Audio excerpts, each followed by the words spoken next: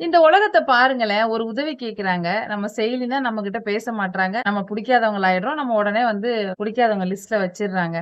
நீங்க கேட்கலாம், எதிர்பார்க்கலாம். ஒரு 2 பேர் இருக்காங்க. நீங்க நடுவுல இருக்கீங்க. நீங்க இந்த பக்கம் உள்ளவங்களுக்கு தான் நெறைய வந்து பிசிக்கலி, பினான்சியலி, மென்டலி சப்போர்ட் பெருசு பெருசா இவங்களுக்கு தான் பண்றீங்க. இவங்க கூட போனா தான் உங்களுக்கு வந்து ரெஸ்பான்ஸா இருக்கு.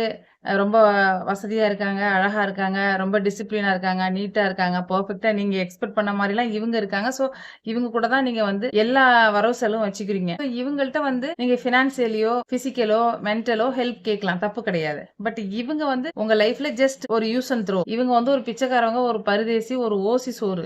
இவங்கலாம் வந்து இந்த பூமியில பொறந்ததுக்கே சாபக்கேடு. அப்படி ஒரு பெர்சன் கிட்ட நீங்க பழகுறீங்க. அவங்க கிட்ட போய் நீங்க ஒரு எக்ஸ்பெக்டேஷன் வைக்கிறது, அது பிசிக்கலியா இருக்கட்டும், மென்டலியா இருக்கட்டும், பினான்சியலா இருக்கட்டும், லாஜிக்கே கிடையாது. ஆனா இவங்க எதுவும் திரும்பி செய்யலைன்னு கோவிச்சுக்கிறோம், பேச மாட்றோம். அவங்க என்ன பண்ணுவாங்க பாவம்? அவங்க நிலைமை தெரிஞ்சும். இன்னொன்னு அவங்களுக்கு நீங்க என்ன பண்ணியிருக்கீங்களோ, அந்த ஆங்கிள்ல ஹெல்ப் கேட்டா அவங்க திரும்பி செய்வாங்க. நீங்க அவங்களுக்கு செய்யாத ஆங்கிள்ல போயிட்டு நீங்க ஹெல்ப் கேட்டா என்ன எப்படி செய்வாங்க? நீங்க யாருக்கு போய் கொட்டி கொட்டி குடுத்து செய்றீங்களோ, அவங்கள்ட்ட தான் கேட்கணும். நீங்க செய்யாதவங்கள்ட்ட போய் நீங்க செஞ்சவங்கள்ட்ட கேட்கிறத வந்து செய்யாதவங்கள்ட்ட வந்து கேட்டீங்கன்னா, அதுல என்ன லாஜிக் இருக்கு? குழப்புதில்ல. நானே குழம்பி போய் தான் இருக்கேன். அப்படின்னு அவங்க ஒரு ஃப்ரெண்ட் வந்து நம்ம வீடியோ போட சொல்லி ரொம்ப கெஞ்சி கேட்டுருக்காங்க.